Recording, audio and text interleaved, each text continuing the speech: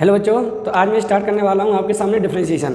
तो पहले हम डिफरेंशिएशन को कवर करेंगे, उसके बाद इंटीग्रेशन करेंगे। ठीक है, तो डिफरेंशिएशन में जो हमारे यूजफुल फॉर्मूले रहते हैं हम उन्हें पहले देखेंगे, उसके बाद हम उसकी प्रॉब्लम को सॉल्व करेंगे। क्लियर है?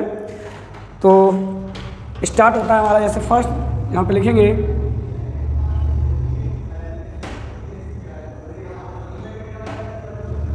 फॉर्मूला है।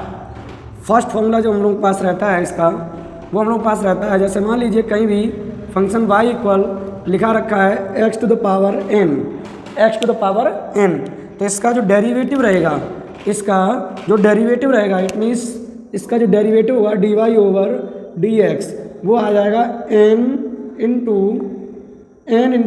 X to the power n minus 1। इसका एग्जाम्पल की अगर बात करें, एग्जाम्पल की इसकी बात करें अगर, तो जैसे मान लीजिए y equal X to the power 4 लिखा रखा है, तो इसका जो dy ओवर dx होगा वो क्या हो जाएगा 4 इंटू एक्स की पावर 3।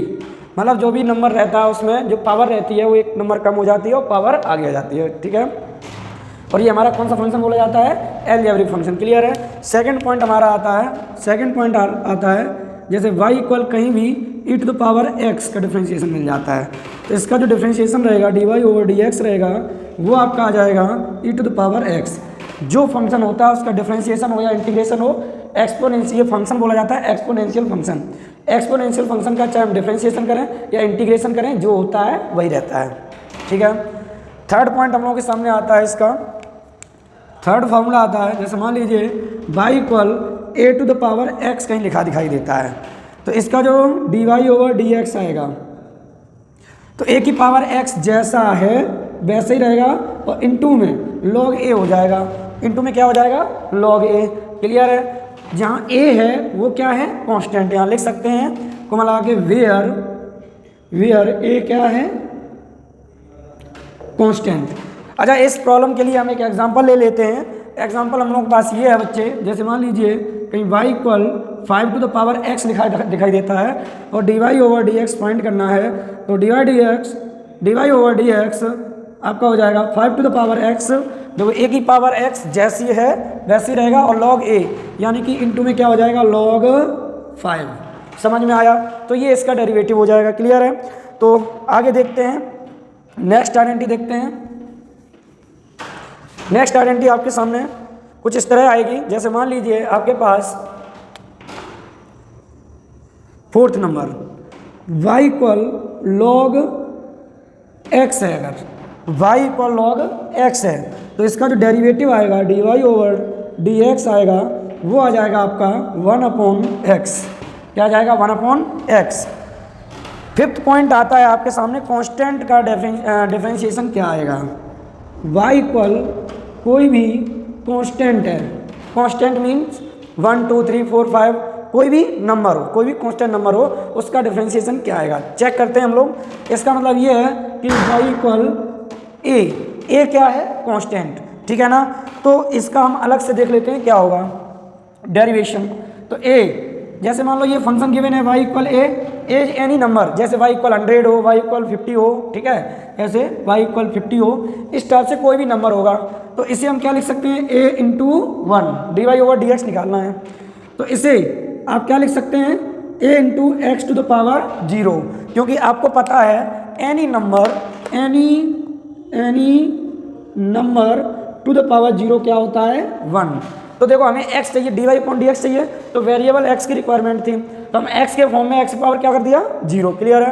तो ये आपका आ जाएगा dy over dx equal a into 0, x power n वाला लग जाएगा फॉर्मूला, n आगे इंटू एक्स पावर 0 माइनस 1। तो 0 क्या है? होल नंबर के किस में है? प्रोडक्ट में। तो ये dy ओवर dx क्या आ जाएगा? 0। समझ में आया? तो हम क्या समझे कि कोई भी कांस्टेंट नंबर है, तो जैसे इसका डिफरेंशिएशन पूछा जाए dy ओवर dx क्या होगा, तो क्या आ जाएगा? 0। तो किसी भी कांस्टेंट नंबर का डिफरेंशिएशन क्या हो जाता है? 0। जैसे इसका देखो कैसे हो जाएगा, इसे क्या लिख सकते हैं? 50 इंटू 1, यानी कि ये हमारा क्या आ जाएगा? y equal 50 into x to the power 0। समझ में आया? तो ये dy ओवर dx क्या आ जाएगा? 50 into 0 into x to power 0 minus 1, तो ये क्या आ गया? 0। क्लियर है? तो हम क्या समझे? डिफरेंशिएशन ऑफ कांस्टेंट नंबर क्या होगा? 0। समझ में आया सभी के? आई होप बच्चे समझ में आ गया होगा सभी के। तो वीडियो को शेयर कर दीजिए, ठीक है। तो अब बात आती है, तो हमारे चलिए लॉगरिथमिक फंक्शन हो गए हमारे, ठीक है। लॉगरिथमिक फंक्शन हो गया, एक्सपोनेंशियल फंक्शन हो गया, अलजेब्रिक फंक्शन हो गया, ठीक है। अब बात आती है किसकी, कांस्टेंट फंक्शन, ट्रिग्नोमेट्रिक फंक्शन की। तो इसके बाद जो भी हमारे पास फॉर्मूले आने वाले हैं वो ट्रिग्नोमेट्रिक फॉर्मूले आने वाले हैं, ठीक है। तो देखेंगे नेक्स्ट, देखेंगे नेक्स्ट क्या है आने वाले।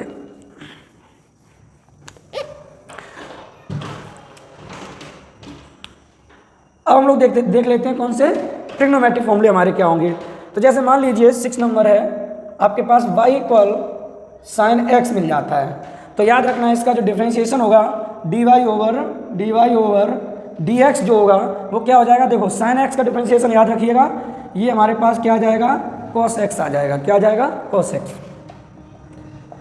y इक्वल मान लीजिए cos x है और इसका डिफरेंशिएशन पूछा जाए तो ये डिफरेंशिएशन याद रखिएगा, dy ओवर जो dx होगा वो आपका आ जाएगा माइनस का साइन x। क्लियर है।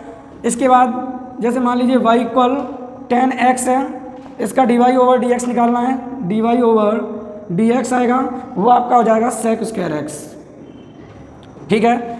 इसके बाद आपके पास मान लीजिए cot x है, तो cot x क्या होगा, dy over dx equal cot x का जो होगा वो आपका आ जाएगा माइनस का cosec स्क्वायर x। ये किस तरह आ रहे हैं हम बताएंगे आपको, फिलहाल में नोट कर लीजिए, एक साथ ड्राइव भी करके मैं बताऊंगा आपको ये किस तरह से आते हैं। इसके बाद जैसे मान लीजिए sec x का डेरिवेटिव है, तो sec x का डेरिवेटिव आ जाएगा dy ओवर dx जो आएगा वो आ जाएगा आपका sec x into tan x। Clear है। इसके बाद 11 नंबर जो है y इक्वल जैसे मान लीजिए cosec x होता है, तो ये आपका आ जाएगा dy over dx equal minus cosec x into cot x। तो देखो sec का tan से रिलेशन है, sec का tan से रिलेशन है और cosec का cot से रिलेशन है, समझ में आया।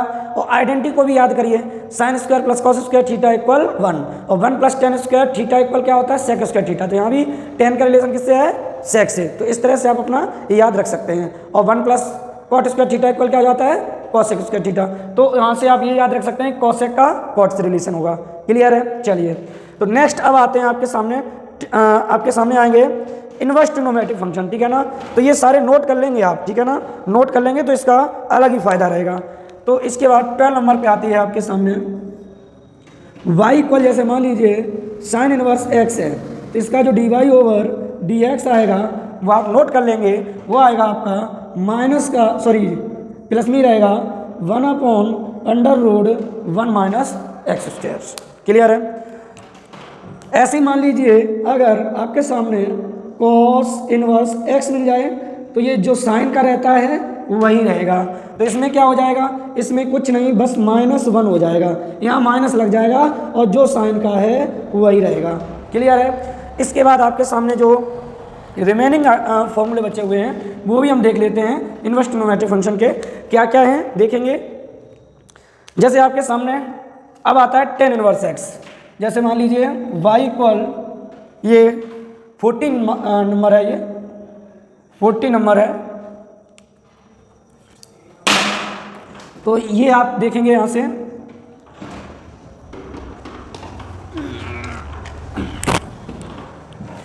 14 नंबर देखेंगे। 14 में हमारा क्या है, ये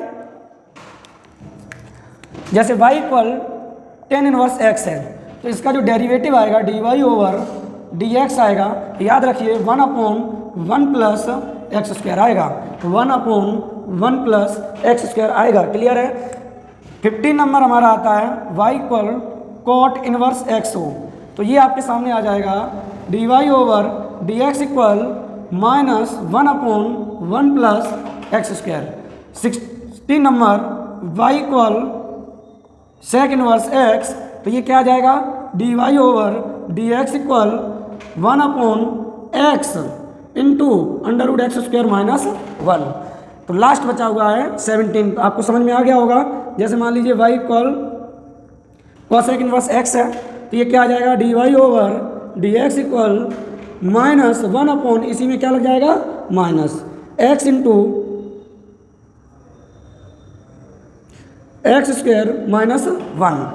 तो ये सारे फॉर्मूले हैं, आप इन्हें एकदम से याद कर जाइए और स्माइल दे दीजिएगा, ये प्यार भरी स्माइल दे दीजिएगा, ठीक है ना। तो ये आपके सामने आइडेंटिटीज आप याद कर लेंगे, क्लियर है। जब ये सारे फॉर्मूले आपको याद होंगे तभी आप डिफरेंशिएशन को कवर कर सकते हैं, क्लियर है। तो यहाँ पे वीडियो को रोक के आप लोग ये सारे फॉर्मूले नोट कर लीजिएगा, एक एक करके हम इनको देखेंगे ये किस तरह अप्लाई किए जाएंगे, और हम ये भी देखेंगे बाद में कि ये किस तरह से ये ट्रिग्नोमेट्रिक के फॉर्मूले हमारे किस तरह से हो जा रहे हैं, वो भी हम चेक करेंगे। फिलहाल में आप लोग इन्हें नोट कर लीजिएगा। तो नेक्स्ट जो वीडियो रहेगा, नेक्स्ट लेक्चर में मैं आपको इससे रिलेटेड प्रॉब्लम कराने वाला हूँ, क्लियर है। तो अगले वीडियो को देखने के लिए इसे सब्सक्राइब कर लीजिए, जैसे ही आपको जैसे यहाँ से अपलोड करेंगे तो सबसे पहले आपको वो वीडियो मिल जाएगा, क्लियर है। चलिए तो हम लोग मिलते हैं इसके नेक्स्ट वीडियो में, जहाँ पे हम लोग इससे रिलेटेड जो भी प्रॉब्लम्स बन सकती हैं उन प्रॉब्लम को सॉल्व करेंगे, क्लियर है। चलिए।